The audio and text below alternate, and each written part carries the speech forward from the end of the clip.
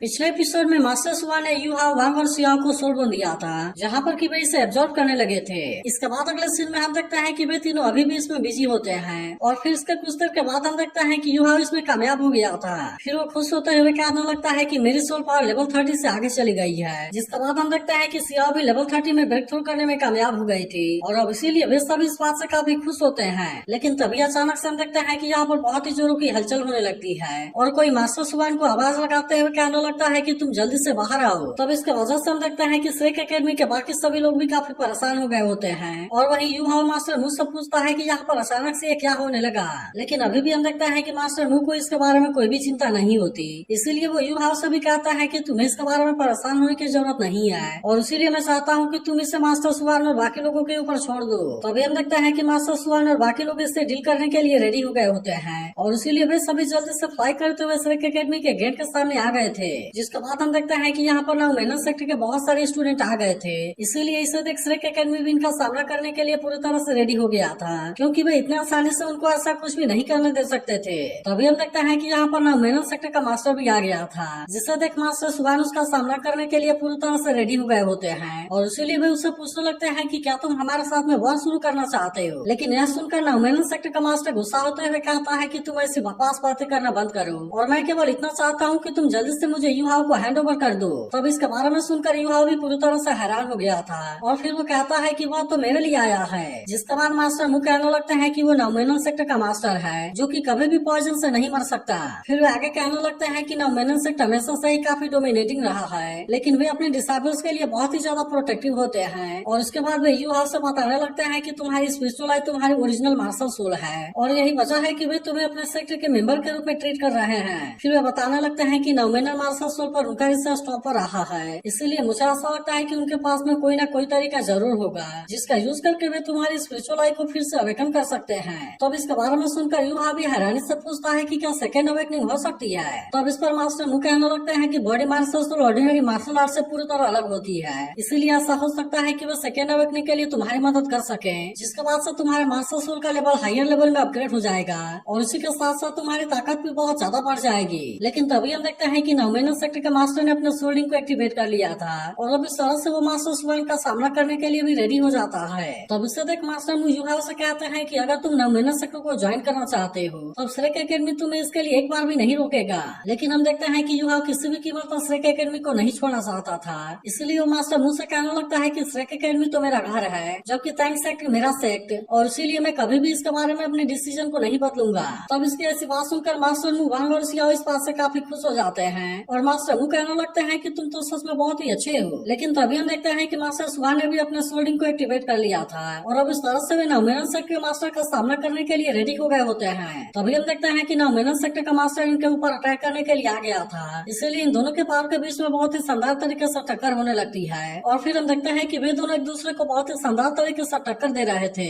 इसके बाद नवमेनन सेक्टर का मास्टर सुआन से कहने लगता है कि हम दोनों ही लेवल 98 में हैं, लेकिन असल में क्योंकि तुम्हारे पास में 200 साल वाले सोल्डिंग की कमी है, इसीलिए तुम चाहे जो भी कर लो तुम मुझे रोकने के लिए कुछ भी नहीं कर पाओगे। मगर तभी इसी वक्त हम देखते हैं कि यहाँ पर कोई लाइट पावर आने लगती है, जिसे देखते ही नवमेनन सेक्टर का मास्टर कहने लगता है कि यह तो पोसाइडन लाइट है और इसीलिए वो इससे देख हैरान होते हुए कहता है कि क्या अभी भी तुम नहीं मरे हो। जिसके बाद हमें पता चलता है कि वो लाइट वाली ड्रैगन असल में मास्टर सू का मार्शल सोल होता है और फिर वे नवमेनन सेक्टर के मास्टर बुशी से कहने लगते हैं कि पास्ट तो अब राख बन गई है, इसलिए मुझे ऐसा लगता है कि फिर से लाइफ एंड डेथ के बारे में मेंशन करने की कोई भी जरूरत नहीं है। और यहाँ पर मैं तुम्हें केवल इतना बताना चाहता हूँ कि यू हाव मेरा डिसाइपल है जिसने कि श्रेक एकेडमी में ही रहने के लिए डिसाइड किया है और इसीलिए अगर अब तुमने कोई भी हरकत करने की कोशिश की तो फिर उसके बाद जो होगा तुम उसके लिए मुझे ब्लेम मत करना। जिसके बाद हम देखते हैं कि आखिरकार मास्टर बुशी उनकी बात मानने के लिए रेडी हो गया था और वो कहने लगता है कि आज मैं केवल तुम्हारे लिए इस बात के बारे में भूल जाता हूँ, लेकिन इसके बाद भी हमारा नवमेनन सेक्टर इस लड़के के लिए इतना आसानी से गिव अप नहीं करेगा। इसके बाद वो मास्टर मुझसे कहता है कि मैं बाद में तुम्हें देख लूंगा और अब इतनी बात कहने के बाद वो अपने लोगों को लेकर यहाँ से चला गया था। जिसके बाद हम देखते हैं कि मास्टर मुंह और बाकी लोग भी मास्टर सुआन के सामने आ गए थे और वहाँ पर भी इनको ग्रीट करने लगते हैं। तो मास्टर मुंह मास्टर साहू से कहता है कि तुम सिटी में जाकर लोगों को शांत कराओ और फिर वे मास्टर सुआन के अलावा बाकी लोगों को भी यहाँ से जाने के लिए कहते हैं। इसके बाद हम देखते हैं कि वे मास्टर सुआन यू हाव वांग और सियाओ को लेकर अंदर आ गए थे, जहाँ पर वे सबसे पहले मास्टर सुआन से कहने लगता है कि तुम्हें बुशी के बारे में टेंशन लेने की जरूरत नहीं है, क्योंकि फिजिकल ताकत के मामले में बॉडी मास्टर सोल के पास में अपनी यूनिकनेस है। जिस पर मास्टर सुआन गुस्सा होते हुए कहता है कि वह तो बहुत ही अरोगेंट है और इसीलिए मैं उसे किसी भी तरह से बर्दाश्त नहीं कर सकता। फिर मास्टर मुंह आगे कहने लगते हैं कि उसके ब्रदर के साथ में मेरा फाइट हुआ था, जो कि उस समय नॉमिनल सेक्टर का लीडर था, और वहाँ पर मैंने बाई चांस उसे हरा दिया था। लेकिन इसी दौरान ओरिजिन भी हर्ट हो गई और इसीलिए उसे पूरे लाइफ के लिए डिसेबिलिटी हो गई। इसके बाद मास्टर मुंह उदास होते हुए कहने लगता है कि ड्रैगन गॉड डाउलो के पास में वो ग्लोरी नहीं है जो कि पहले हुआ करती थी। लेकिन यह सुनते ही मास्टर सुवान उनसे कहने लगते हैं कि आपको इस तरह से बात नहीं करनी चाहिए, क्योंकि आप तो श्रेय के पवेलियन मास्टर हैं। लेकिन फिर मास्टर मुंह उदास होते हुए कहने लगते हैं कि इंसानी लाइफ की एक लिमिट होती है और इसीलिए मुझे भी फील हो रहा है कि मेरी डेडलाइन अब ज्यादा दूर नहीं है। तब इनके ऐसे बातों को सुनकर वे सभी भी काफी परेशान होने लगते हैं, जिस पर मास्टर मुंह से कहता है कि तुम्हें इनके बारे में ज्यादा चिंता करने की जरूरत नहीं है, जिसके बारे में सुनकर युहा भी तुरंत इनके सामने आकर बैठ गया था। फिर मास्टर मुंह युहा से कहने लगते हैं कि जब मैंने तुम्हें पहली बार देखा था मैं तभी समझ गया था कि तुम्हारे पास कोई न कोई स्टोरी जरूर है, इसीलिए उस समय तुम्हारी आंखें भले पूरी तरह से साफ थी, लेकिन इसके बाद भी मैं उनके गहराइयों में छुपे हुए पेन को देख सकता हूँ। जिसके बाद हम देखते हैं कि ऐसी बात सुनकर वांग और सियाओ भी इस बात से काफी उदास हो गए थे। और फिर मास्टर मुंह युहा से कहता है कि साथ अब तुम्हारी पेन गायब हो गई है, और मुझे लगता है कि ऐसा इसीलिए हुआ होगा क्योंकि तुम श्रेक एकेडमी को अपना घर समझते हो। तब इसके बारे में सुनकर युहा के आंखों से भी आंसू आने लगते हैं और फिर हम देखते हैं कि वो यहाँ पर सभी के साथ में बिताए हुए सारे पलों को याद करने लगा था। इसके बाद मास्टर मुंह युहा से कहने लगता है कि मैंने बुशी से भी बोल दिया है कि तुम मेरे डिसाइपल हो और इसीलिए जब तक तुम श्रेक एकेडमी में रहोगे उसके पास में तुम्हारे बारे में कोई भी आइडिया नहीं होगा। तभी मास्टर सुवान युहा को डांटते हुए कहते हैं कि अरे स्टूपिड लड़के, तुम जल्दी से उनका डिसाइपल क्यों नहीं बन जाते। तब इसके बारे में सुनकर युहा इस बात से पूरी तरह हैरान हो गया था और फिर हम देखते हैं कि वो तुरंत ही मास्टर मुंह का डिसाइपल बनने के लिए भी मान जाता है। तब इसे देख मास्टर मुंह से कहते हैं कि तुम जल्दी से खड़े हो जाओ, और वहीं हम देखते हैं कि वांग और सियाओ भी इस बात से काफी खुश हो गए थे। लेकिन तभी मास्टर मुंह इन दोनों से भी कहने लगते हैं कि तुम उतने बुरे नहीं हो, और फिर इसीलिए वे सियाओ से कहते हैं कि अब से तुम मास्टर सुवान से सीखोगे। तब इसके बारे में सुनकर सियाओ भी इस बात से काफी खुश हो गई होती है और फिर हम देखते हैं कि वो मास्टर सुवान को अपना मास्टर बनाने के लिए रेडी हो गए थे। जिसके बाद हम देखते हैं कि मास्टर सुवान भी उसे खड़ा हो जाने के लिए कहते हैं। तभी मास्टर मुंह वांग से कहने लगता है कि तुम्हारे पास में भी लाइट एट्रीब्यूट है, लेकिन असल में टाइम की कमी होने की वजह से मैं तुम्हें केवल अपना रजिस्टर्ड डिसाइपल बना सकता हूँ। लेकिन हम देखते हैं कि वांग इस बात से बिल्कुल भी खुश नहीं होता और वो मास्टर मुझसे कहने लगता है कि यह तो किसी भी तरह से पूरी तरह फेयर नहीं है, क्योंकि युहाव के पास में लाइट नेचर के नहीं होने के बाद भी आपने उसे अपना क्लोज डिसाइपल बना लिया, जबकि मेरे पास में तो आपके जैसे ही लाइट नेचर है, लेकिन इसके बाद भी आप मुझे केवल अपना रजिस्टर्ड डिसाइपल बनाना चाहते हैं। तब इसके ऐसे बातों को सुनकर मास्टर मुंह भी हंसने लगते हैं और फिर वे वांग से कहते हैं कि तुम्हारी बात तो सही है और इसीलिए चलो आज मैं तुम्हारे लिए एक्सेप्शन बना देता हूँ और आज मैं यहाँ पर 2 क्लोज डिसाइपल को एक्सेप्ट करता हूँ। तब इसके बारे में सुनकर वांग भी इस बात से बहुत ही खुश हो गया था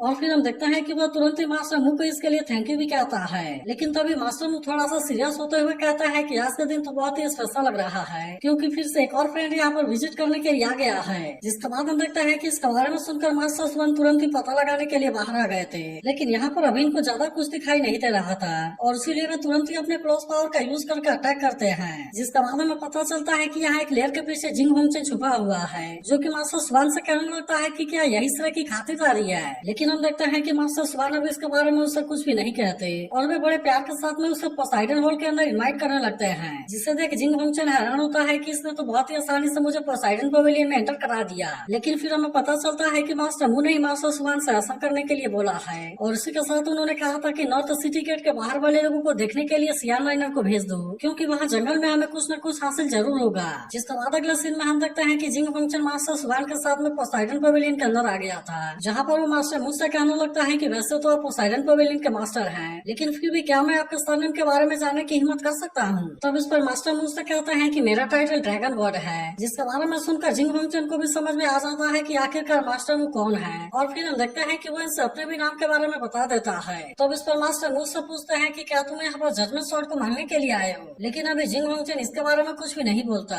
जिसके बाद मास्टर मुंह कहने लगता है कि इस चीज ने मेरे डिसाइपल के लाइफ को हर्ट किया है और इसीलिए इसे वापस ना करने के लिए तुम मुझे माफ कर देना। लेकिन अभी भी हम देखते हैं कि जिंग होंगचेन इसके बारे में कुछ भी नहीं बोल पाता। जिसके बाद मास्टर मुझसे पूछते हैं कि क्या तुम मेरे उस डिसाइपल को बचा सकते हो। तब इस पर जिंग होंगचेन कहता है कि मैं उसे पहले देखना चाहता हूँ। जिसके बाद मास्टर सुवान तुरंत ही उसे अपने साथ लेकर एक रूम के अंदर आ जाते हैं, जहाँ पर सियाओ के कंडीशन को देख युवा को उसके बारे में चिंता होने लगती है। लेकिन हम देखते हैं कि मास्टर सुवान ने उसे इसके बारे में कुछ भी करने से मना कर दिया था। जिसके बाद वही जिंग होंगचेन भी सियाओ के कंडीशन को बड़े ध्यान से देखने लगता है और फिर वो कहने लगता है कि इसका ये हाल एविल फायर के बैकलैश के वजह से हुआ है। इसके अलावा जजमेंट स्वॉर्ड से इंस्पायर होकर इसकी डार्क पावर इसके मास्टर सोल के अंदर चली गई है और इसीलिए इस तरह से उसने इसके बॉडी को टेक ओवर कर लिया है। फिर वो कहने लगता है कि अगर हमने इसे जबरदस्ती सप्रेस करने का भी कोशिश कोशिश किया तो इसके वजह से उसकी बॉडी कोलैप्स हो जाएगी। इसीलिए वो इनसे कहने लगता है कि अभी मेरे पास में भी इसका कोई आइडिया नहीं है और इसीलिए इसे इसी तरह से सीख रखना ही सबसे बेस्ट है। तब इस पर मास्टर मूवी उससे कहते हैं कि अगर ऐसी बात है तो फिर तुम भी जजमेंट स्वॉर्ड को वापस पाने के बारे में भूल जाओ। इसके बाद वे जिंग होंगचन से फिर से सेकंड फ्लोर पर चलने के लिए कहते हैं क्योंकि वे अभी भी इसके बारे में कोई जरूरी बात करना चाहते थे।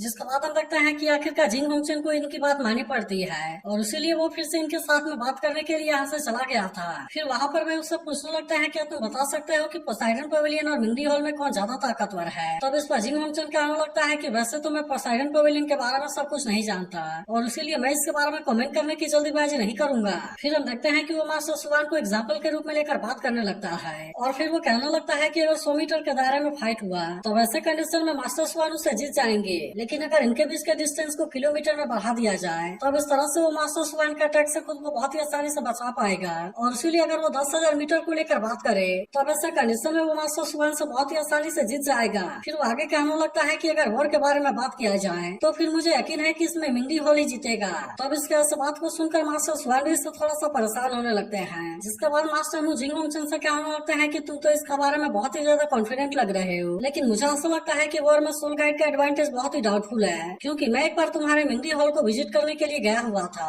और वहाँ पर मैंने देखा कि तुम्हारे सोल गाइड के डेवलपमेंट तो मेरे इमेजिनेशन से भी परे है। तब इसके बारे में सुनकर जिंग होंगचन सोचने लगता है कि वह तो चुपके से एक बार वहाँ पर जा चुका है और इसीलिए इसका मतलब तो यह है कि उसके सामने वार्निंग सिस्टम पूरी तरह से बेकार है। तभी मास्टर मुंह कहने लगता है मुझे ऐसा लगता है कि सोल मास्टर का प्रोफेशन किसी न किसी दिन पूरी तरह से रिप्लेस हो जाएगा, जिस तरह से सोल गाइड ने टैंकसेट के हिडन वेपन को रिप्लेस किया था। तभी जिंग होंगचन कहने लगता है कि मेरी आपसे रिक्वेस्ट है और मैं चाहता हूँ कि आने वाले समय में हम दोनों की एकेडमी अपने अपने स्टूडेंट को एक्सेस करे। इसी के साथ वो कहता है कि आपके स्टूडेंट की सेफ्टी हमारी जिम्मेदारी होगी और उसके अलावा मैं मिंग डिटेन के एडवांस सोल गाइड टेक्नोलॉजी के बारे में कुछ भी नहीं छुपाना चाहता। तब इसकी ऐसी बात सुनकर मास्टर मु भी इसकी बात मानने के लिए पूरी तरह से रेडी हो गए होते हैं और वे जिंग होंगचन से कहने लगते हैं कि तुम मेरे बातों के ऊपर यकीन करो और तुम यहाँ पर अपने स्टूडेंट को ज्वाइन करने के लिए भेज सकते हो। जिसके बाद हम देखते हैं कि जिंग होंगचन इसके लिए उनको थैंक यू कहता है, जिस पर मास्टर मु कहने लगता है कि मैंने यू हाउ को अभी अभी अपना क्लोज डिसाइपल एक्सेप्ट किया है और वो सोल गाइड डिवाइस में बहुत ही ज्यादा टैलेंटेड भी है, इसीलिए मैं डिसाइपल को एक्सेस करने के लिए इसी को वहाँ पर भेजने वाला हूँ। और फिर इसके बाद वे जिंग होंगचन से कहते हैं कि अभी तुम इसके लिए ग्रेटिट्यूड एक्सप्रेस क्यों नहीं करते। तो अभी हम देखते हैं कि जिंग होंगचन ने लेवल 9 वाले एक डिफेंसिव सोल टूल को बाहर निकाल लिया था और फिर वो कहने लगता है कि इसका नाम रेड डस्ट ब्लेसिंग है, जिसे कि मैं गिफ्ट के रूप में आपके डिसाइपल को देना चाहता हूँ ताकि इस तरह से मैं अपने फ्रेंडशिप को दिखा सकूं। लेकिन तभी हम देखते हैं कि जिंग होंगचन अब यहाँ से वापस जाने के लिए रेडी हो गया था और वो इसीलिए मास्टर मु से इसके लिए परमिशन मांगता है। तो अब इसके बारे में सुनकर मास्टर मु भी इसके लिए मान गए थे और फिर हम देखते हैं कि मास्टर सुवान उसे छोड़ने के लिए उसका साथ जाते हैं। लेकिन तभी हम देखते हैं कि सियान और चियान भी किसी चीज के बारे में बताने के लिए यहाँ पर आ जाते हैं, जबकि वहीं दूसरी तरफ हम देखते हैं कि जंगल में जिंग होंगचन के लोगों के ऊपर अटैक हुआ था और इसीलिए इसके बारे में जानकर वो इनके ऊपर काफी गुस्सा होने लगता है और फिर वो श्रेक एकेडमी के ऊपर गुस्सा होते हुए कहता है कि मैं तुम्हें देख लूंगा। वहीं उधर सियान बताने लगती है कि उन लोगों ने हमारे एकेडमी के ऊपर लेवल 9 वाले कस्टम इंस्टॉल सोल कैनन का यूज किया था और उन्होंने इसे बिल्कुल ही हमारे ऊपर टारगेट किया था, लेकिन फिर भी हमने उन सभी को किसी तरह से डिसमेंटल कर दिया और उस तरह से हम उसे वापस लेकर भी आ गए। तभी सियान खुश होते हुए कहता है कि अब तो हम इसके ऊपर बहुत ही अच्छे से रिसर्च कर पाएंगे, लेकिन अब इसके बारे में जानकर वांग भी इस बात से काफी परेशान हो गया था और फिर वो कहता है ऐसा लगता है कि जिंग होंगचन जब मास्टर मु के साथ में नेगोशिएशन कर रहा था तब उस समय उन्होंने श्रेक एकेडमी के ऊपर लेवल 9 वाले सोल कैनन का टारगेट किया था और इस तरह से वो तो किसी भी समय हमें मारने के लिए रेडी थे। तो इसके वजह से हम लगता है कि यूहाओ को इसके बारे में काफी चिंता होने लगती है और वो कहने लगता है कि मैं तो अब उसका डिसाइपल बनने वाला हूँ। तो अगर एक्सप्लेनेशन अच्छी लगी हो तो इस वीडियो को लाइक और इस पर एक प्यारा सा कमेंट जरूर कर देना और अगर आप इसके अगले एपिसोड के लिए भी एक्साइटेड हो तो इसके बारे में कमेंट करके जरूर बताना।